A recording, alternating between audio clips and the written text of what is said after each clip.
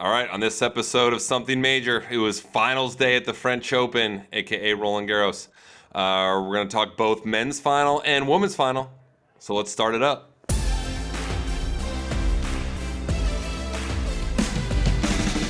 All right, everyone, welcome back. I got John Isner, Jack Sock, Steve Johnson. We're all filming from like weird locations right now. Or maybe Stevie's at home, but everyone else, different backgrounds. I look like a hostage right now. You do, yeah. Me too, actually. We both, John and I, just no background. You got to hold up like a newspaper with the date on it for us. Yeah. Oh my gosh, what a day at Roland Garros. I mean, one of the days for the ages. I think let's just get right into it. I think we might have just witnessed one of the best matches of all time. We had Sara Errani and Jasmine Paolini take the women's. I'm just joking, guys. You should have seen your faces. How long have you planned that, by the way?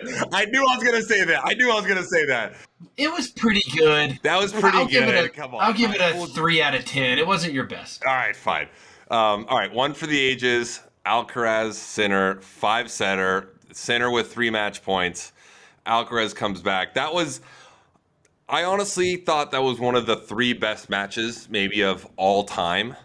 Let me go to Isner.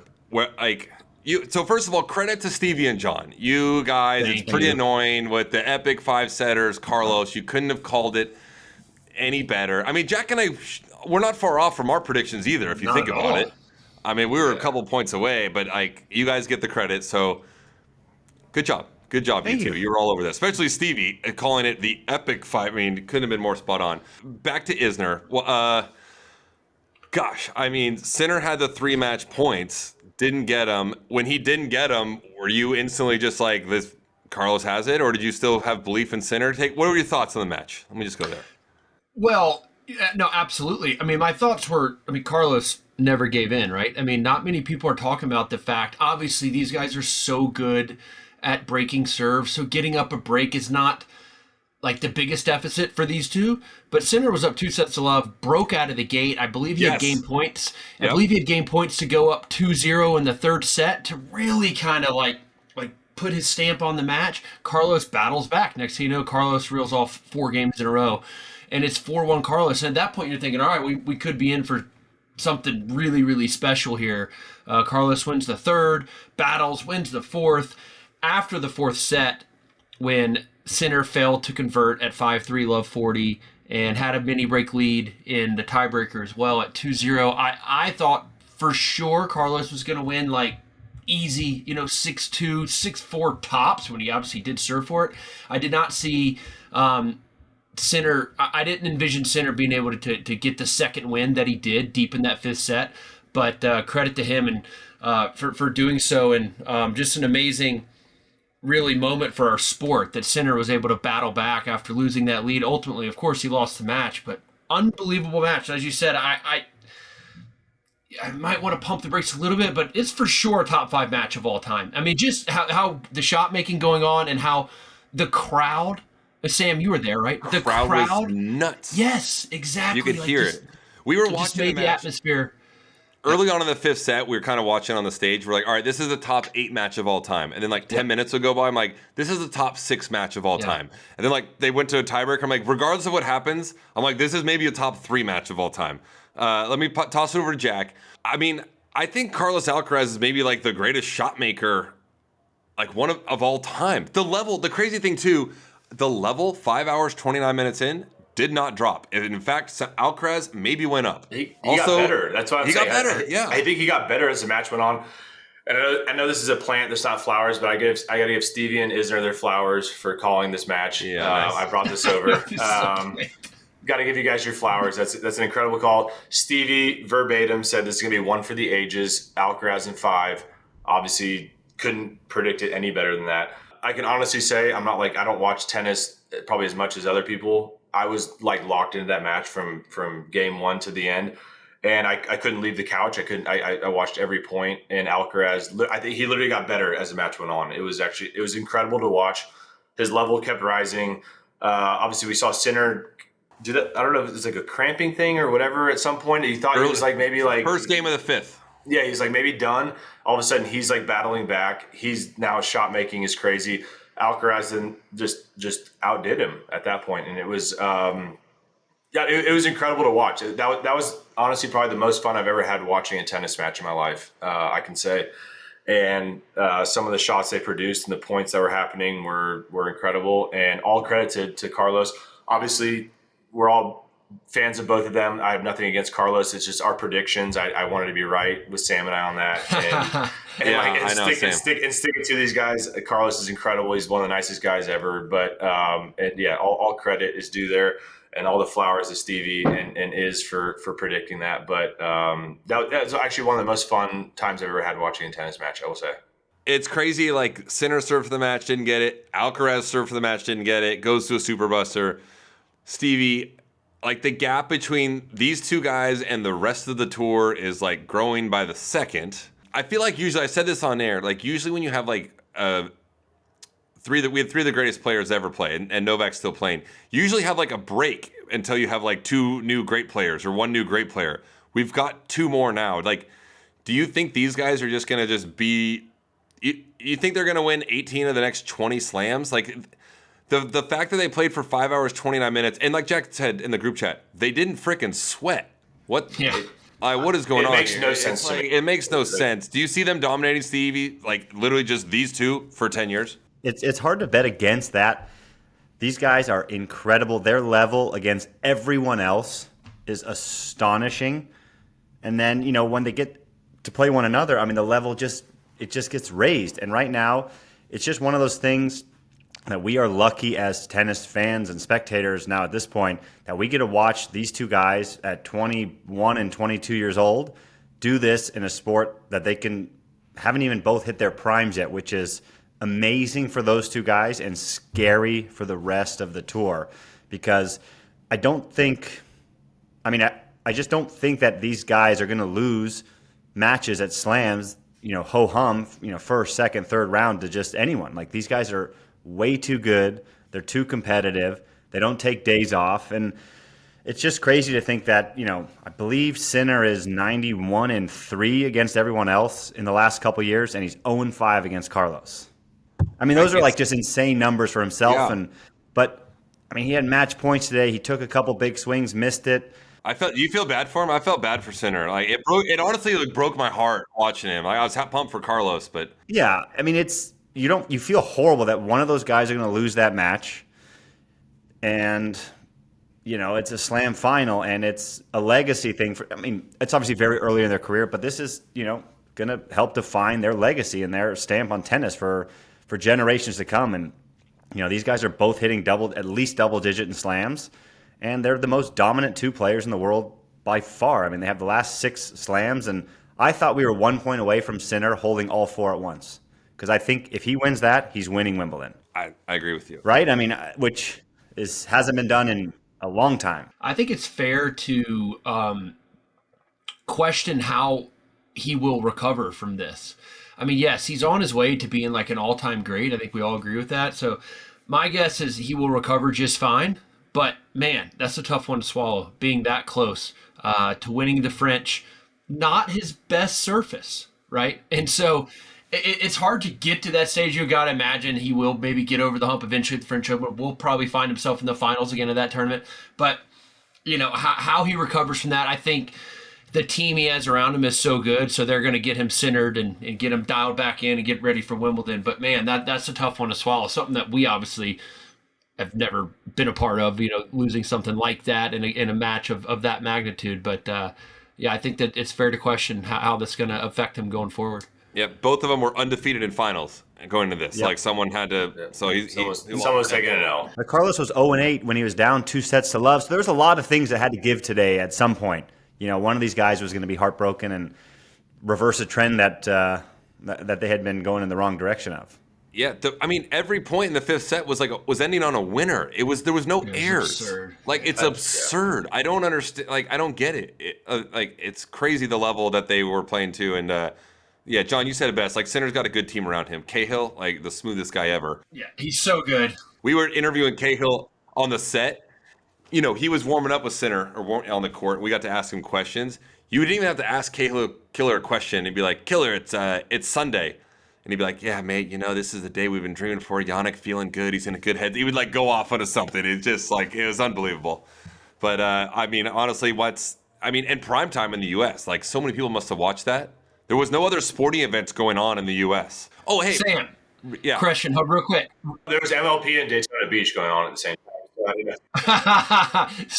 Sam, real quick. You might know this. How happy is TNT with obviously taking over with the French Open, getting that final, getting Coco winning the day before? Dude, are you TNT? If you could have hand-picked 2 finals, this is exactly what you pick. And you had Coco Gauff winning, and then you had like one of the most epic finals of all time, and me on the desk. I mean, all 3 stars aligned. It couldn't have been. This is perfect for them. Yeah. Also, this is kind of irrelevant. First time ever, I walked around the grounds today. Someone bought a Nothing Major hat. I signed it of someone in France. Ordered one. Someone in the wild? France. Come on. I saw Nothing Major in France. In France, Frenchie. Got it. Signed it. It was a big deal. So. Allez. Yeah. Also, one other thing today. I don't know if you guys heard on the broadcast. McEnroe, as they're warming up, Johnny Mac on the call, which was awesome, said both these guys would be prime Rafa on the dirt. I want to know. Start with Stevie. You agree? No. No? Dude, the guy was 100,002 there in his career. But is Rafa just routining them? No. I'd say 4. Like a tough first 3 sets, and then he just buries them in the 4th. But like I don't know, prime dude. Rafa they're hitting the ball pretty big. Dude, Rafa in like 2007, 8, 9, 10, 11. What are they going to do? I don't know. I think I like Alcaraz over Rafa. I hate to say that. That's I insane. hate saying it, dude. It's not insane. Well, it's not insane. I shouldn't say that. Not all the time, but John, what? It's not unfathomable to think that those 2 guys could beat Rafa on any given day, like prime Rafa even, but certainly not the favorites going against Rafa. So I don't think Rafa is like an overwhelming favorite, and it's also couldn't be surprised if those guys could beat Rafa, but you can't obviously take anyone being the favorite over Rafa at the French. All right, Jack, you look. No, yeah. Jack looks shooketh. Who's like prime Rafa, like Capri's Rafa, sleeveless Rafa. He's winning in straights against both those guys. No, get out of here, dude. Rafa never played anyone that hit the ball like Carlos. They're not hitting the ball like that against Rafa in his prime. Rafa's hitting like his heavy forehands. He's doing what Rafa does. They're not hitting the ball like that back against a Rafa in his prime. That's a good point, Jack. That's a good point. They're playing a baseline game. They obviously all strike the ball incredible, but it's all in the slot. Rafa's doing different things. Yeah. They're not like Rafa's hitting heavy forehands and grunting. They're behind the baseline. They're not like rocking balls back. They may do it for a few times, but they're not doing that every point in and out. That's a really good point, Jack. True. Yeah. It's hard to compare different generations. That's what I've always said as well. It's not. Look, I'm not saying they're going to beat him. I'm just saying like if they play 10 times, Rafa wins 6. 9. It's like the LeBron Jordan thing. That's why you can't do like LeBron Jordan because you can't compare generations. Okay, who's winning? Alcaraz or Rod Laver? Alcaraz versus Rod Laver. Dyson is like, yeah, we're on the desk today compared like great matches. And no offense to my colleagues, I love like Johnny Mac and these guys, but they started talking about a match from 1980. I was like, that's 45 years ago. The physicality of the matches now compared to 45 years ago, like, I'm sorry, we can't be comparing like the Borg McEnroe match to this. We can't. Did you say that, Sam? Did I say that? Of course not. You think like it's so tough. You know how tough it is on the desk when it's like Johnny Mac and Andre, these guys, and I've got like somewhat of a controversial take. You did look a little out of place the other day when I saw you on the desk. It was like Andre, Courier, Lindsay, and you. I'm like, there's somebody out of place here, and it's Adam Lefko. I know. I'm just, okay? Lefko's just unbelievable. Yeah, no, it was tough. All right, let's go. Let's move over to the women's final. That is an epic men's final. Coco Gauff over Sabalenka. I'm going to start with this. The weather was garbage. They've got a roof on the court. I want to know what you guys think. It didn't rain.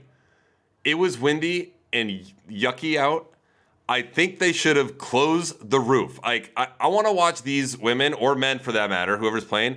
I want to watch them play in perfect conditions to bring out the best tennis in both the players. Like both Coco and Sabalenka didn't play their best, and that's because the wind was swirling around everywhere. Do you guys feel like? Let me go to John first. If the wind is blowing like 25 miles an hour consistently like this, like, would you want the roof closed, or are you on the belief like this is an outdoor tournament, keep it outside, let them battle in the elements? Well, I think certain players would want the roof closed and certain players wouldn't. And I think Coco was very happy that the roof was open. I think if they closed that thing, it would have been a lot tougher for her. I'm not saying she couldn't win, but she obviously can't. That's not my question. No, I want to know what I don't know what the rule. As a fan, do you want the roof open or closed? Yes, close the roof as a fan. You. But there are rules in place. Like, I don't know what the rules are, right? Like 35 mile an hour winds, you close it or whatever, or under 45 degrees, I don't know what the rules are exactly. But there are rules in place, and clearly it did not hit that threshold where they had to close the roof. I think that's. Jack, Stevie, you guys feel the same as John? No, I agree. It should be closed. I do agree. Okay, It would be better for everyone. Yes, but they have to adhere to the rule book, which whatever it says is. I think that's how it goes. Like, we got to change the rule book. I mean, Well, I think you're going both ways here. You say you'd rather it be closed, but you don't think it should be closed. No, it can be both ways. No, I'm with John no. on that. No, because I'm with John on that. I would love, as a spectator, to watch it closed because you get the best tennis. But as a competitor, I was very bad, so I needed the elements. I needed wind. I needed it to be gross. So of course, I'd want it open. But as a spectator, you want it to be closed. Like, I don't want to watch an NBA game with these guys outdoors. Like, I don't want to see that on, like, the double wide rims. Like, I want to see it indoors. Exactly. Right? Like, you want to see the best tennis possible. Yeah. And we got that in the men's final. In the women's final, where it was windy, you could see the clay blowing up on the courts or not being able to serve sometimes. Like, it's brutal out there when it's windy. I was in the green room today. It was just me and Agassi, and I was like, we should have closed the roof for the women's final. I thought he was going to punch me in the face. He was just like, this is an outdoor tournament. What are you talking about? I'm like, I know, but I want to watch them play at their best. And he's like, what? What? That's like, I mean, some people feel strongly both ways. As a spectator, you want to watch good tennis, though. Like, you do, right? Like, I mean... Yeah, totally. That's what I'm getting at. I want to watch them play their best. My answer, I rambled. I was incoherent, I guess, and didn't really make much sense. Yes, I would prefer the roof closed just for the quality of the tennis for the spectators and everyone. It's an outdoor tournament, so I get it. You get both sides of the argument, for sure. Yeah. All right. Let me go to Jack Sock. Sabalenka was up 4-1. So Coco Gauff, congrats to her. First of all, let me start with that. Like, unbelievable performance. Great effort. Sabalenka up 4-1, 40-love in the first set. Coco comes back, wins 12 points in a row to get it back on serve. Ultimately, Sabalenka wins that set, and then Coco goes on to win 2 and 4. How impressed were you with Coco? I mentioned this on air. Her like face every time the camera went on her was like, I'm not. Like, just the same face. She did not let the elements bother her, unfazed. Yeah, I think everybody watching at the beginning, I think Sabalenka looked obviously like it was gonna almost was like uncomfortable to a degree. Like, I thought everyone thought maybe Sabalenka might run away with it. And it was going to be kind of an awkward final and like routine. Coco clearly unfazed, just stayed in it, like stayed the course, as we all say, kept battling, kept grinding, and kind of just played her game. She made a lot of balls. Obviously, Sabalenka's comments after where she made I think she said she made 70 errors. Yeah, like 70. Yeah, like as players, that doesn't feel good. Obviously, you got to give your flowers to Coco. Like she stayed the course and she grinded it out. And I think she deservedly, like, she won the tournament. She just played better that day. She made more balls. She did what she needed to do. Sabalenka, as we all know, is hits the ball probably bigger than any girl on planet and any female on planet, maybe even guys at times. Like, she, and if it's going well, she's gonna, probably, routine some girls. And if it's not going well, that's what happens. She makes 70 unforced errors and then, loses a match like that. So, she wasn't clicking at the right times and it obviously bit her at the end. But Coco did what she needed to do and got through it. And obviously we're all fans of everyone, but obviously happy, American and Coco won the tournament. But it was another fun match to watch. I think it was fun to see. I'm more on I like to see players like adapt to the conditions. We're talking about the wind and the roof close, all that. I think it's fun to see champions and or in that moment, like, people adapting to the whole thing and having to do what they need to do to win a match. And that's what Coco did. At the end of the day, she did what she needed to do to win the match and now holding the trophy. So, Stevie, you surprised? We just said Sabalenka 70 unforced errors. I don't that's like 2 sets worth, basically.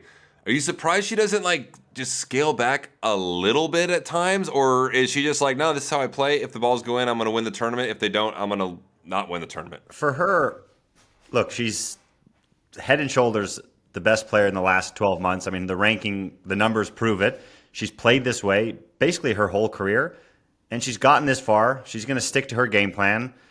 Yes, like the 70 unforced errors in a final of the Slam when you were, routining her in the first set and let it kind of slip away. But she stuck to her game plan. You can't fault her for that. You'd like her to, if I was coaching or whatever, like you'd like her to kind of scale back just a little bit to not hit herself out of matches, and kind of find her form if she can during a match. But she's gotten to this point doing exactly what she did. She went after it. There's no second gear, right? Like she's just full go all the time, and it's worked almost every day in the last couple of years, except for this one. So but Coco is incredible. Never flustered, never phased. And her competitive nature just took over, and she just willed herself to that victory. John, Coco going to battle for the next 2 years, like with Sabalenka and Swiatek consistently in majors? Like in the next 2 years, let me do this. Like next 2 years, that's 8 majors. Do you see her in the finals of like 4 of them? Yeah, I do. I think it's only a matter of time before she finds herself back, in an Aussie Open, Wimby final. Like she's good on all surfaces. I think she took into this match at Roland Garros against Sabalenka with a lot of confidence due to the fact that she beat her in the 2023 U.S. Open final. So she had that going for her.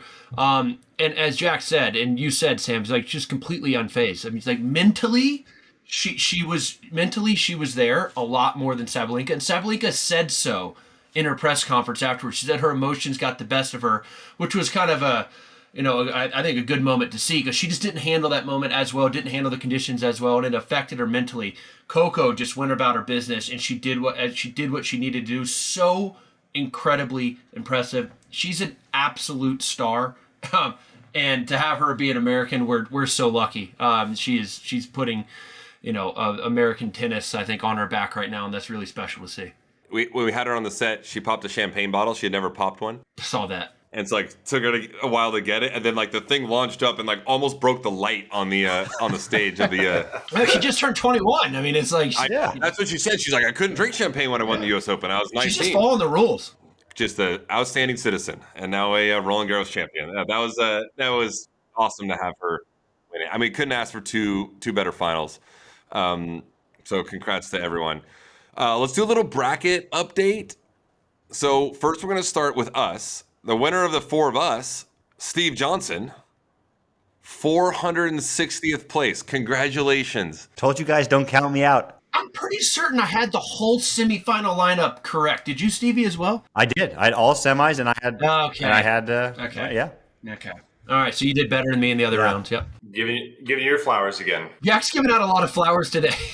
A lot of flowers handed out. A lot of flowers. John is her second place at 499th. Wait, Jack was in the top 20th percentile, and now he's just like at the bottom. I was third at 997, and then Jack fourth at 1,073rd place. Like, where did it go wrong for you? I went from first to last. What happened? I don't know what happened. I don't know. It's like the NCAA basketball tournament. You can pick the first couple rounds. You're not getting big points for that. You need your horses to go deep. It's probably because I'm playing pickleball now, not tennis. I don't even know what's going on anymore. All right, so these are the best 5 finishers.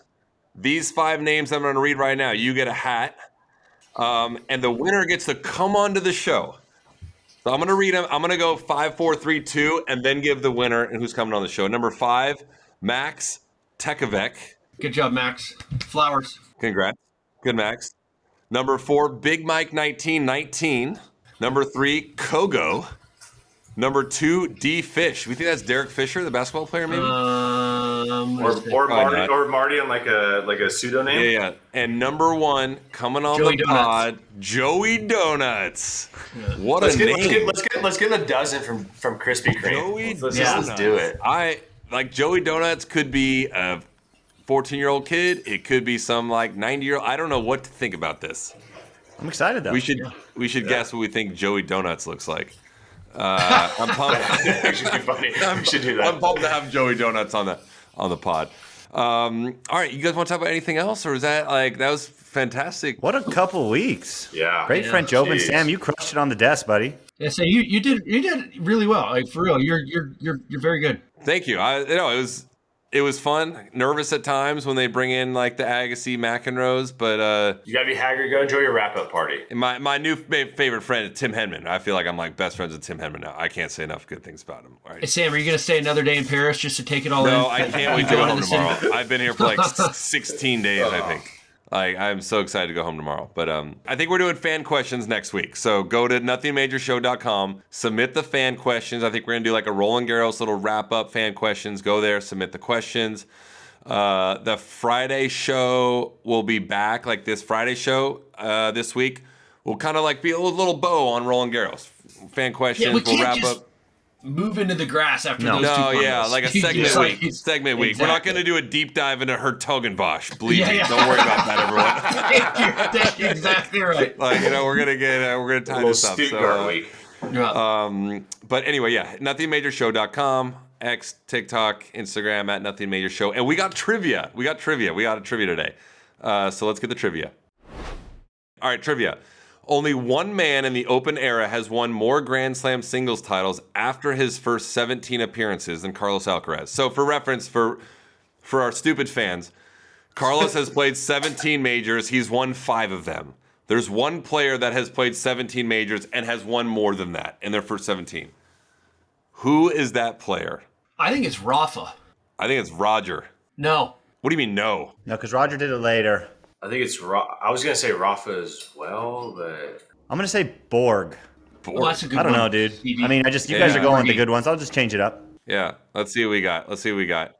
Borg. Oh, dude, Good one, Stevie. get out of here, Stevie. Well, yeah, he retired at like 27, right? Yeah, he retired so why. early, dude. Yeah, no, that's Yeah. good, Stevie. Oh call. man, I'm good. God, first you called this men's final to a T, and now you're getting trivia. God, let me give you your flowers again. I'm so excited for the social clip that's gonna come out of me just dominating. I do have a full beard in that one though, so I had to shave it off. Just missed my mustache. Yeah, we didn't mention the fact that Stevie's like cleanly shaved. What the hell is that? I know I missed my mustache. My face feels. Yeah, you look like one of those. You're like a Mexican hairless cat. Is that what those things are? Well, that's it. We'll see everyone next week.